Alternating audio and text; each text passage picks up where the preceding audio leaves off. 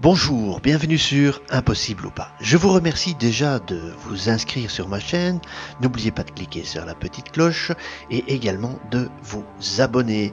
Je vous remercie encore car il y a 3 ans je faisais une vidéo toute simple avec mon téléphone et sans artifice, sans effet, sans montage, et c'est la vidéo qui a eu le plus de succès, donc plus ou moins 93 000 vues, bientôt 100 000, et je vous remercie. Cette vidéo naturellement concernait l'effet Mandela, qui a fait couler beaucoup d'encre aux États-Unis, peut-être un peu moins en Europe, mais maintenant l'effet Mandela se fait connaître du côté européen. De ce fait, un réalisateur a fait un film sur cet effet Mandela. Il s'appelle David Guy Levy.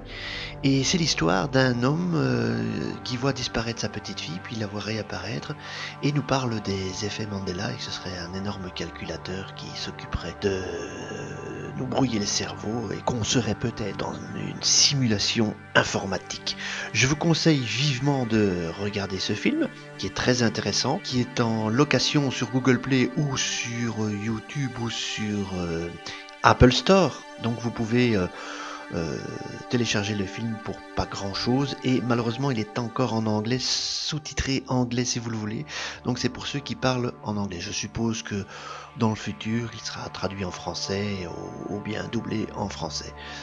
Il pose quand même quelques questions. Est-ce que cet effet Mandela est un biais cognitif, donc est-ce que c'est vraiment notre cerveau qui nous a joué des tours, ou il y a eu une manipulation du CERN? On parle beaucoup du boson de Higgs dans cette histoire d'effet Mandela, donc au CERN il y aurait eu donc on a découvert le boson de Higgs en 2012, et comme par hasard, c'est à partir de 2012 qu'on s'est rendu compte qu'il y avait des choses qui avaient changé, la géographie, des phrases cultes dans des films, des nouvelles plantes qui seraient apparues, de nouveaux animaux qu'on ne connaissait pas, et voilà. Donc je vous conseille vivement de regarder ce film en anglais si vous parlez en anglais, ou si vous le comprenez un petit peu comme moi, avec Robin Taylor comme acteur et Clark Peters. Donc vous pouvez aller voir ça sur YouTube ou sur Google Play. Je vous remercie et je vous retrouve pour une prochaine vidéo de la semaine prochaine, et je vous souhaite de bonnes fêtes.